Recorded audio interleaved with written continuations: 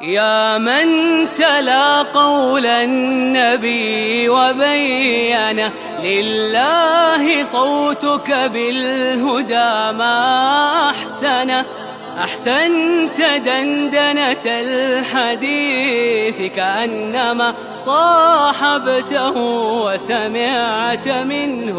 الدندنة. يا من تلا قول النبي وبينه لله صوتك بالهدى ما أحسنه. أحسنت دندنة الحديث. بسم الله الرحمن الرحيم. الحمد لله رب العالمين، ثم الصلاة والسلام على أشرف الأنبياء والمرسلين سيدنا ونبينا وحبيبنا وقرة أعيننا محمد صلى الله عليه وسلم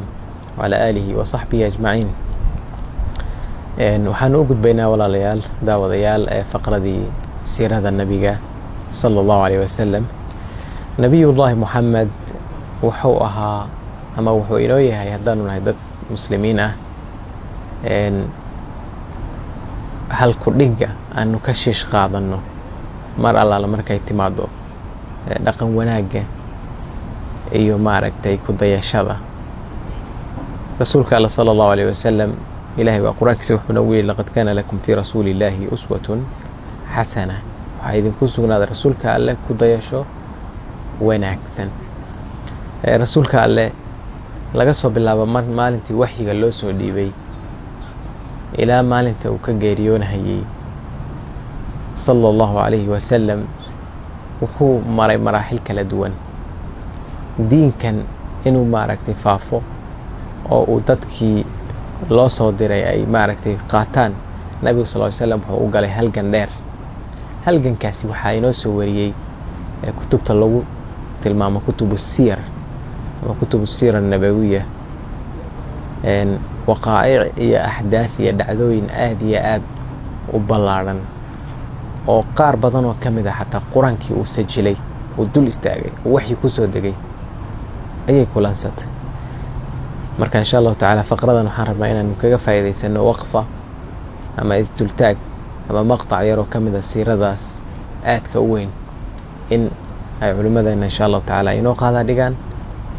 waxaan rabaa inaan ku hormaro fadilada Sheekh Mahad Sheekhana al-Kariim siiradaas weyn ee ballaaran axdaafteeduna ay aadka u weyn yihiin.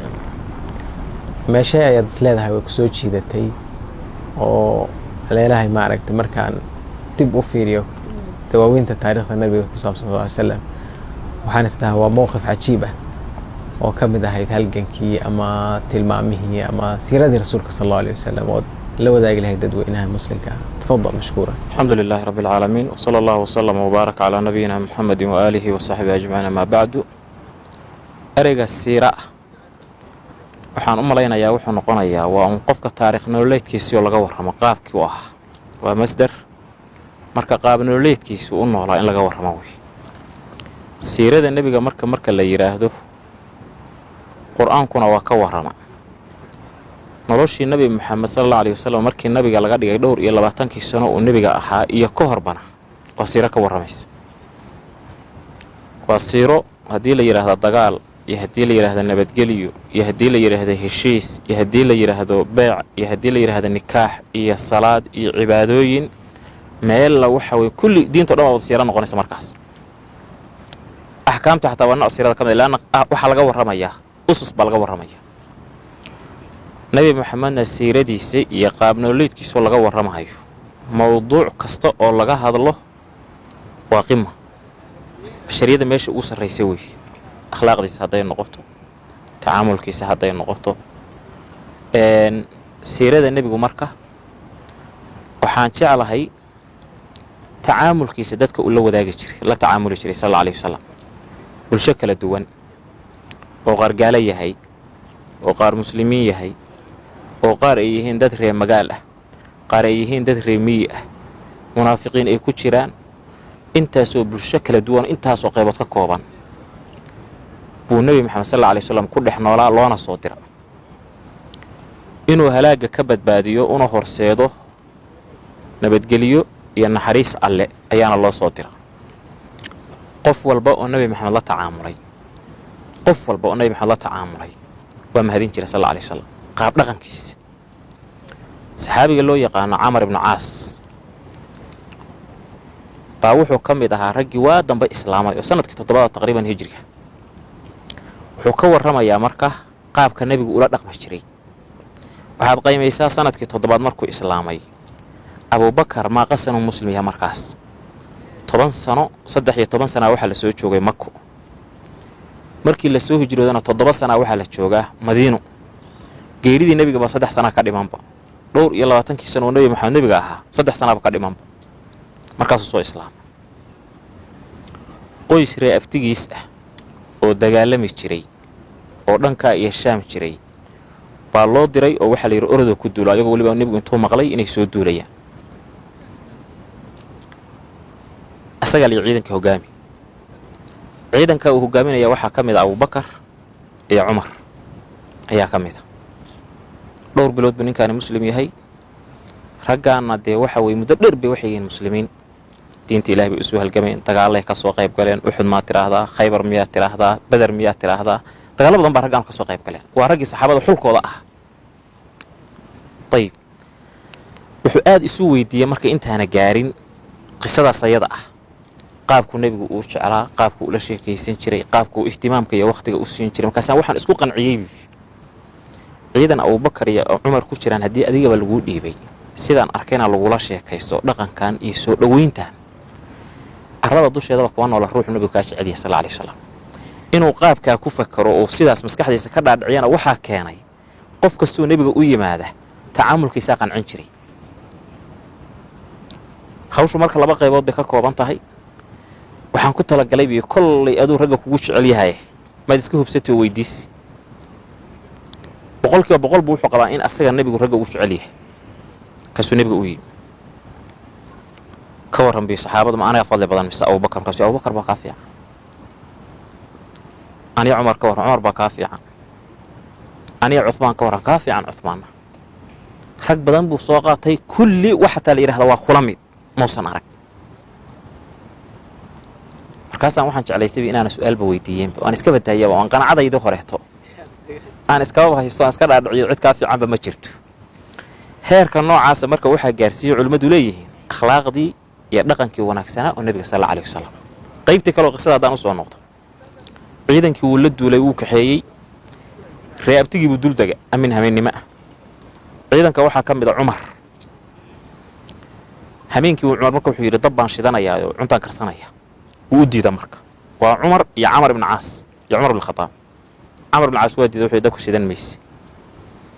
Umar marka wuxuu leeyahay in ninkan maalin dhow soo islaamay oo caaway tadabshidka xataa ku diidan. war Abubakar ninkan naga la hadal cuntadii uu diidan yahay faraha ka qaad bi wuxuu nabi maxamed uu xilka inoogu dhigay buu qabaa. macnaha khabiir askari buu ahaa qaabka loo dagaalamayo hawlaha sucaan ku ah show inta loo doortayna nin walba meeshu ku fiican yahay loo doortaa. waagu haduu bariyo reerihii buu duulaan ku qaaday xoolana waa ka helay ayagina waa jabeen waa carareen. intaan dagaal ku dhicin ka hor salaadii subax baa la tukado habeenkii buu isku janaabooday ninkii ciidanka hogaaminayay isagoo biyo heli kara meelaha boodiyaha uu inta biyo isaga firfirdhiyay buu ciidankii wuxuu yiri waa idin tujinaya. qadaadka hore ku dhigo waxa la yiri warso Allah lama ma adoon qubaysan oo janaabo qaba bana tujinaysaa safka hal galay. Umar baa qabsaday yiri war Abubakar naga la hada faraha ka qaad binabiga inuu dhiibay. reebtigiis buu duulaan ku qaaday way carareen cayrsana baa Umar yiri Umar waa diiday yaan la cayrsan bi. Umar marka aad buu xanaaqay wax kasto isku dayo hortaagan ballan waxa uu nabiga hadaan u tago inaan kugu dacweeyo nabigu ku dacweeyay marka sallallahu alayhi wasallam ha loo yeeray nabigu. dhaqankiisa waxa kamid ah qof hadii la soo eedeeyo inaga waxa laga yaabaa isla markiiba qofkii soo eedeeyay ahkaam ka saar ka ratibno laakiin nabigu hal igu yeero buu ku yiri sallallahu alayhi wasallam tathabbut waa loogu yeeray maxaa ciidanka dabka uga damis. Umar markuu shidanayay ciidanka igu yaraabi meel aad iga soo gurmin kartidna mada joogana waad iga fogtahay. waxaan ka baqay inta dhariyo hameenkii dabkoodu muuqda inta la tirsado ciidankan wata awoodiisa in la ogaado waana la iga tira badnaa niman baan dhumucdoodii deganaabi. marka waa xaalad military iyo xaalad dagaal. waagu haduu bariyay adoo janaabo qaba baa tujisi baa lii dadkii ka warra waa jirtaa bi qabow daran baa dhacayay naftiinana halaag ha ku ridinina ilaahay baa quraankan ugu amray waxaan ka baqay haddaan qabaysto naftan iga baxdo nimanka maxaad u ceyrsan weyday hadday kuu jabeen cadowgii dhabarjab baan ka baqay ciidankuna waa igu yaraabi mar haddaan baqiyay nimankii oo iga baqdeen waxna aan kala haray waxna aan ka laayay guul baan ku fadhiyaay inaan guusha dayacin baan ku talagalay nabigu marka waa dhool cadeeyay sallallahu alayhi wasallam saddexda waxyaalaadna midna kama hadlin munaasabadu marka maxay ku tusinaysaa Amr ibn Aas heerarkaas iyo wuxuu isku qufulay iyo tacaamulkan wanaagsan oo kale nabiga sallallahu alayhi wasallam markaas wuxuu iska dhaadhiciyay cid ka fiican oo nabi maxamed agtiisa kaaga qayn badan ma jirto tacaamulkii wanaagsan ayu nabiga marka kamid tahay wuxuu barayaa marka qisadaas ina baraysaa bulshada muslimiinta iyo qeyrkoodba tacaamulka aan la dhaqmaynaay sheekhu hadda waa ka hadlayay وأتبع السيئة الحسنة تمحها وخالق الناس بخلق حسن أخلاق ذا وناكسن أيا وحي كانيسة إن يدتك كتش على ذا سيدا أوجد بان نبي وحي الويدية صلى الله عليه وسلم عن أكثر ما يدخل الناس النار محا أقول بدن الجنة ودتك الجنة إلهي كريم كسي حسن الله تقوى الله وحسن الخلق والله كعبسي إيه أخلاق وناكسن وسرق الشيء يقبني ما كسريسا حدثك أقول بدن عذابك إلهي قال مركز الفم والفرج ابن القيم بقى وحو كهلايا حسن الله وتقوى الله وحسن الخلق مركز وحو ليه تقوى الله وحي سوى شيء ساي واجب سنة ساي إلهي إنه كجعلاته لأن أوامرت سياس فلس حسن الخلق وحي كانيسة إن يدتك كجعلاتان وهتني بك صلى الله عليه وسلم يعمر عن عصده تعالى هي خلق النبي سي كجعلاين وناكسن وفي درود وناكسن ته marka dhaqanka wanaagsan oo siiradiisa kamid ah waxay nagu yeeraysaa inaynu ku dayano إلهنا ونقول على هذا خلق ونقول على هذا دين إلهنا إنه كنا قلنا تدفرين سيده والله أعلم صلى الله على النبي محمد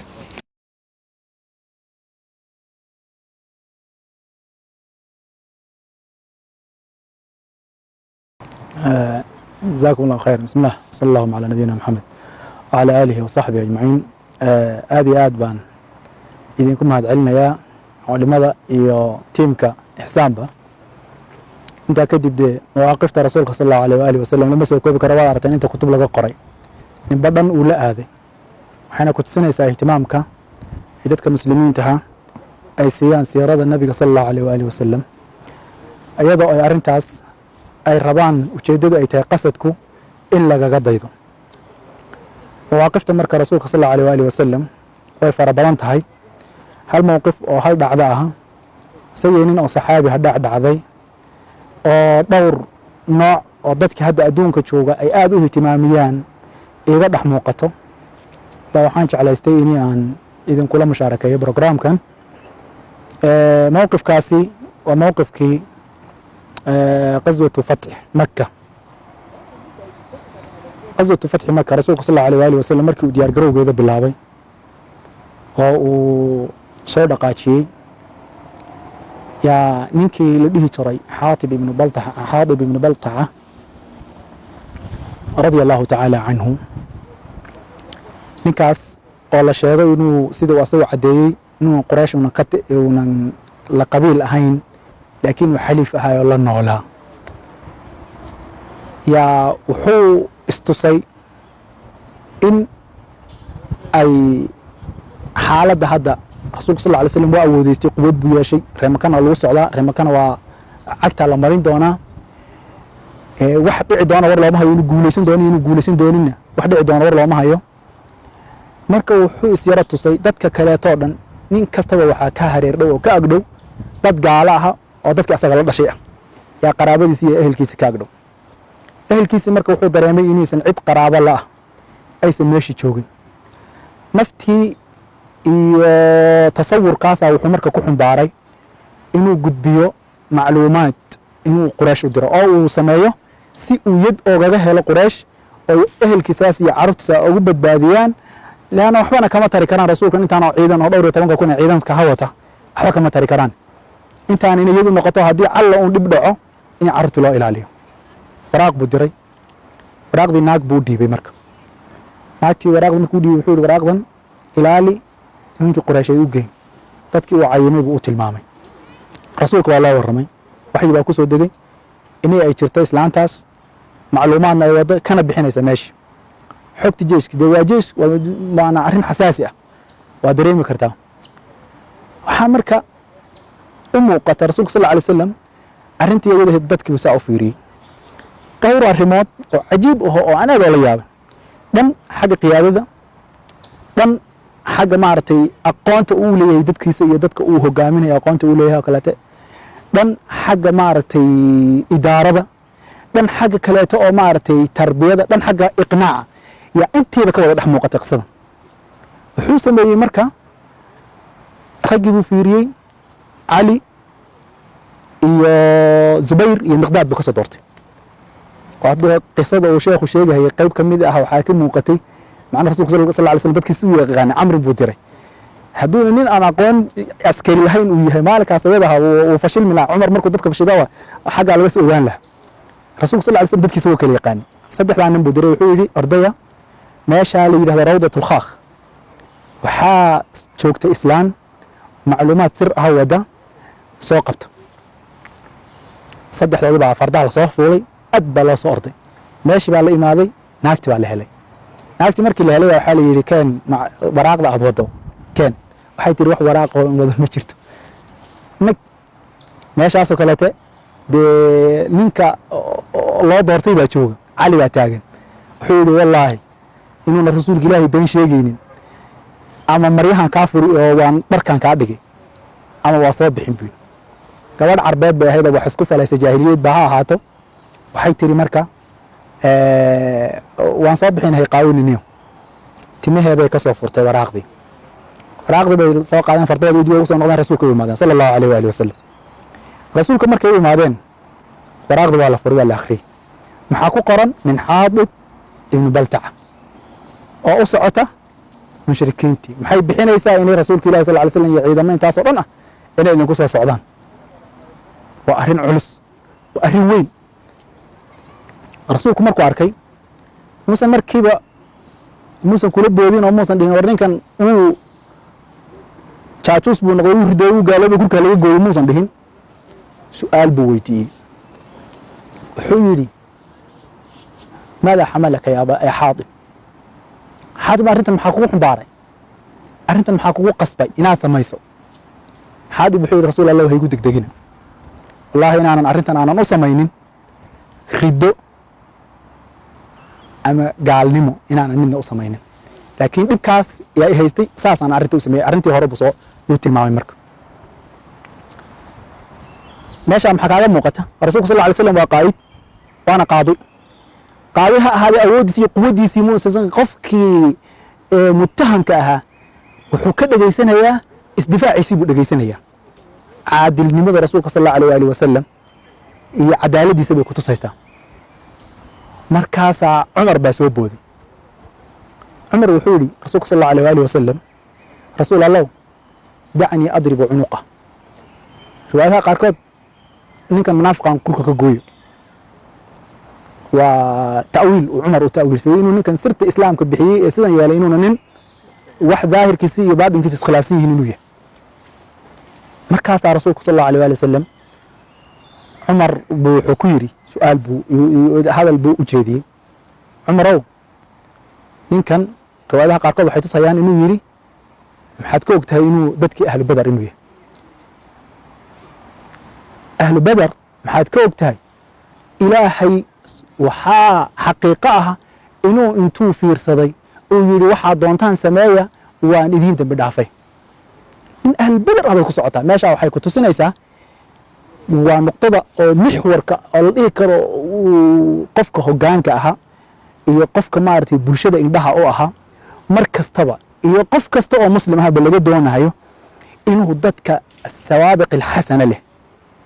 iqaalat alcatharaat ba culimada ku tilmaaman iqaalat alcatharaat dawi asawaabiq alxasana dadka xasanada wanaagsan leh oo horreysay inay salaadkooda iyo simbirraxahooda inaan loo fiirsanin loo cafiyo ibnu qayim hadal macaan buu meeshaa ka leeyahay hadda mar raba inaan ka soo sheego markaasaa wuxuu yidhi maxaad ka ogtahay ninkan meeshaa waxaa ka soo baxay fanu liqnaac cumar rasuulku sal alay slam war ninkan daa ma dilay sida muusan ku dhihin lianna shubha u muuqato cumar ta'wiil baa u muuqda laakiin rasuulku wuu qanciyey qanaacu ku sameeyey war ninkan waa ahlubeder aad ku ordayso cumarow ahlubaderna ilaahay wuuba u dembi dhaafayba waxay doonaan ha sameeyaan faraha ka qaad cumar marka nin ahlu badar oo ilaahay buu yidhi qad qafartu lahu meel uu marka dembi uu ka sii saaro oo kaleete oo uu kaga sii ordaayey ma ay jirto meeshaan waxaa kaaga soo baxday rasuulka sal alla alay wasalam qaa'idnimadiisa waxaa kaaga soo baxday rasuulka sal alla alayh waalihi wasalam inuu caadil ahaa waxaa kaaga soo baxday dadka mudbiriinta dhibaataysan oo welibana fii mowqifi dacfi fii mowqifi maaratay ihaana taagan inuu warkoodii uu dhegaystay oo uu si fiican u aqbalay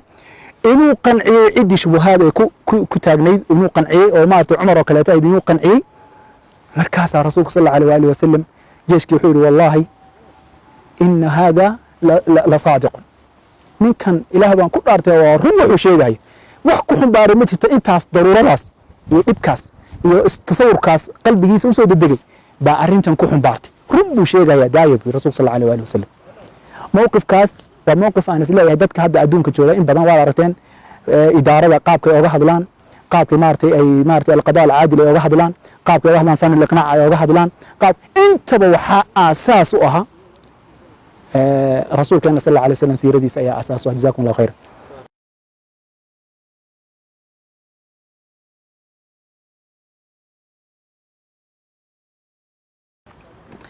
بسم الله الرحمن الرحيم الحمد لله وصلى الله وسلم على نبينا محمد وعلى آله وصحبه وسلم بارك الله فيكم سيرة النبي عليه الصلاة والسلام مركز لغا شاكينيو waxaa laga sheekeynayaa أفضل الخلق على الإطلاق taariikhdiisa laga sheekeynayaa وبالتالي موقف kasta ood ka sheekeyso waa موقف مؤثر ah xikam iyo macaani fara badanna lagala soo dhex bixi karo إن شاء الله تعالى anugu waxaan kaga qayb qaadanayaa barnaamijkan inaan ka sheekeeyo mowqif nabiga calayhi الصلاaةu wasalaam iyo saxaabadiisa ansaaru rasuulillaahi dhex maray mowqifkaas ama dhacdadaas oon kasoo kala dhex baxayno nabiga calayhi الصلاaةu wasalaam qaabka uu awoodda ugu lahaa inuu idaareeyo xaalad kaste oo la soo gudboonaato ama si kaleeto haddii ay maaragtay kacdoon uu imaado sida degan ee nabiga calayhi الصلاaةu wasalaam ee ugu suurtogeli jirtay inuu maaragtay u xaliyo fatxu maka oo sheekha wax ka yidhi markuu nabiga calayhi الصلاaةu wasalaam fatxigii weynaa ee maka loo furay mowqif cadiim uu lahaa nimankii rafaadiyey ee dhibaateynayey ee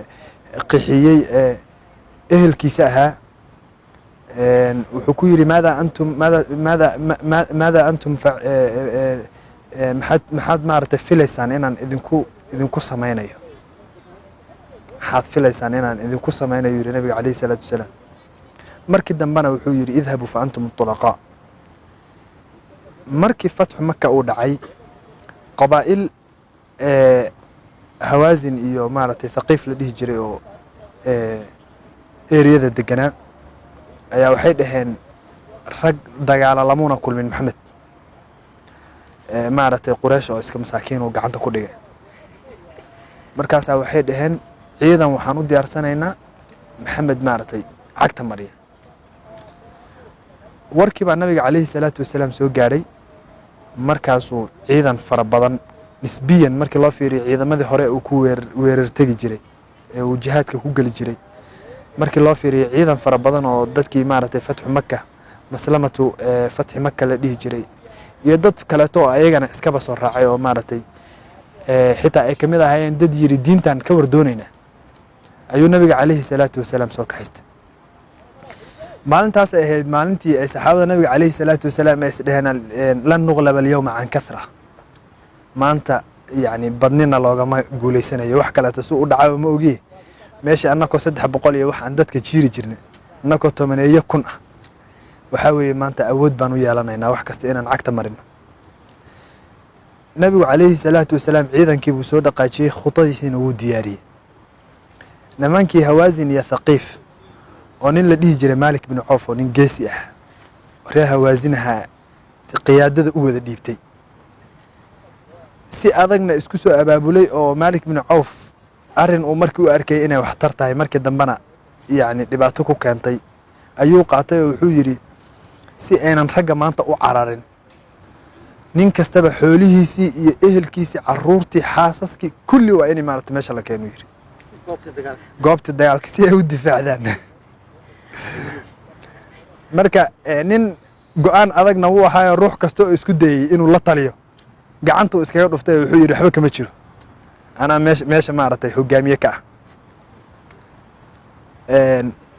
khutuu sameeyey meel karin ah oo laga soo daadegahayey ayuu ciidankiisi labada dhinac ka dhigay wuxuu yidhi markay halkan marayaan maxamed iyo asxaabtiisa ha lagu bilaabo waran iyo leeb ha lagu bilaabo ciidankuu nabiga calayhi salaatu wasalaam watay oo waxba aan iska filaynin yaa meesha ka soo daadegay markaasaa markay meeshii ku dhammaadeen oo maaragtay si fiican u galeen ayaa waxaa lagu wada bilaabay waran iyo leeb baa lagu bilaabay markaasay dadkii garan waayeen meel lagaga imaaday waana mugdi meel lagaga imaadaa yaa la garan waayey waxaa dhacday marka inay maaragtay dadkii iska qawqaayiinta ahaa iyo maaragtay carar bilaabaan xataa muhaajiriinta iyo ansaar rasuulillahi sal alla alay slam maadaama khudana ay jireen lana wareeray baa qaarkood baxsaday waxaa laga sheegaa abi sufyaan inuu intuu istaagay uu yiri walla kuwan maanta badda unbaa soo celin doonta cararkan aan arkaa marka nabiga calayhi salaatu wasalaam mowqif cajiib uu lahaa maalinta wuxuu yidhi asagu maaragtay ayagii buu waajahay adeerkiina alcabaasna wuxuu yidhi dhawaaq oo cod dheer ah waxaad tidhaahdaa yaa asxaaba samura dheh yacni dadkii baycatu ridwaan ka qayb galay eeba naftooda ilaahay subxaanahu watacaala kaga gatay inay maaragtay janno yeeshaan oo maaragtay xata almowt inay dagaalamaan difaacan can hada diin diintan difaacay difaacayaan nabigu calayhi salaatu wasalaam maalintaas wuu dhawaaqahayey wuuna ku socday xaggii meeshii uu waranka ka soo maaragtay iyo leebka ka soo dhacahayey buu ku socday asagoo leh ana nabiyu laa kadib ana bnu cabdilmuطalib mowqifkaas waxaan ka qaadanaynaa shujaacada nabiga calayhi salaatu wasalaam meeshii ay ahayd inuu isqariyo maaragtay alxaras alkhaasa intuu isku maaragtay maaragtay hareereeyo uu si tartiiba meesha looga bixiyo ay ahayd asagii baa meesha intuu haddana wuu sii sheegaya wuxuu yidhi ana bnu cabdilmuطalib asagii baa istilmaamhay kadib ilaahay subxaana wa tacaala nasrigiisi baa soo degay suu aayaddii suuratu tawba ku jirtayba uu ku sheegay ilaahay faanzala allahu sakiinatahu calaa rasuulihi wacala almu'miniin waanzala junuudan lam tarawha markii nimankii la jebiyey waxaa muslimiintii ay meesha ka heleen haniimo aad u fara badan qismatu alghaniima marka ayaa ayadana dhacdo kaleeta lahayd nebigu xoolihii faraha badnaa ee kumanaanka ahaa ee geeli iyo maaragtay arigaba lahaa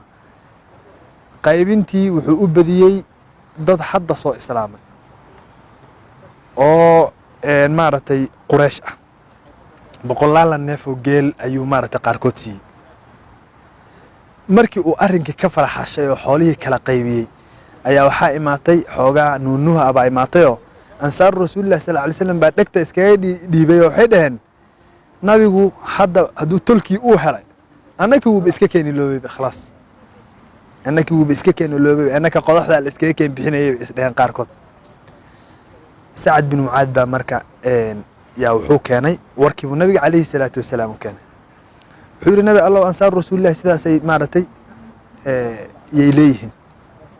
nabigu intuu yaabay buu yidhi adigu maxaad maaragtay seed wax u aragtaa xaalka seed u aragtaa markaasu wuxuu yidhi anigu haddee tolkay un baan ka tirsanay micnaheeda hawshii waan la qabaas ninkanna waxaa weeyaan yacni garab midig buu yahay nabiga calayhi salaatu wasalaam soo dhoweyntiisii iyo waana sayid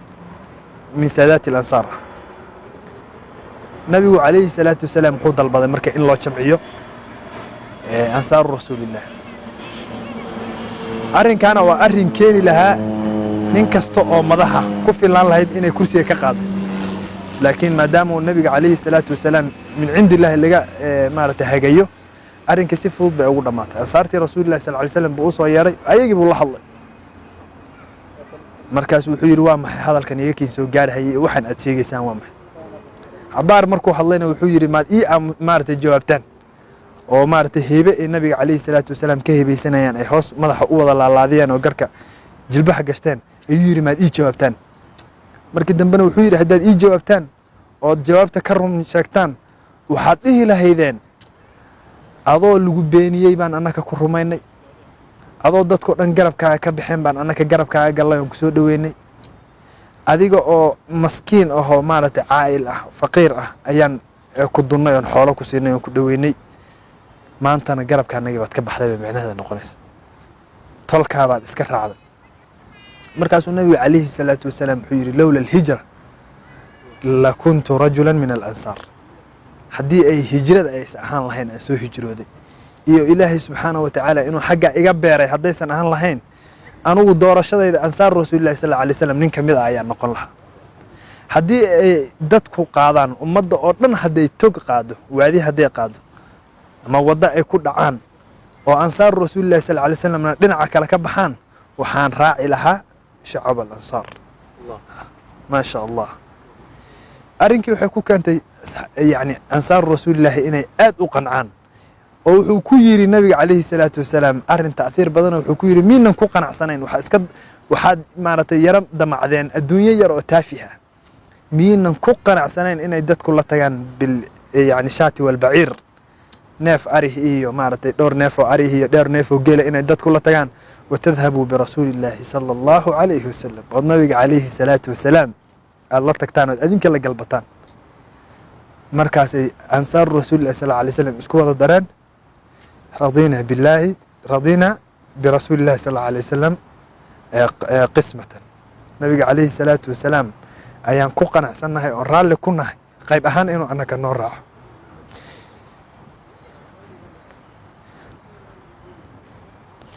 marka waxaan ka faa'iideynaa qisadan iyo maaragtay qisaskii ay culimmada noo sheegeenba idaarada nabiga calayhi salaatu wasalaam iyo sida uu u awooday inuu mowqif xaraj ah si yar uu ku daaweeyo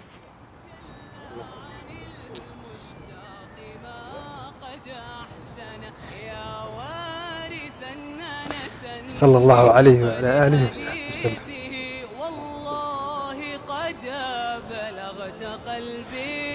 جزاكم الله خيرا انت سمعتوا الحديث على فؤادي إنني أرجو الجنان بحب أهل الميمنة أعد الحديث على فؤادي إنني أرجو الجنان بحب أهل الميمنة أرجو الجنان بحب أهل الميمنة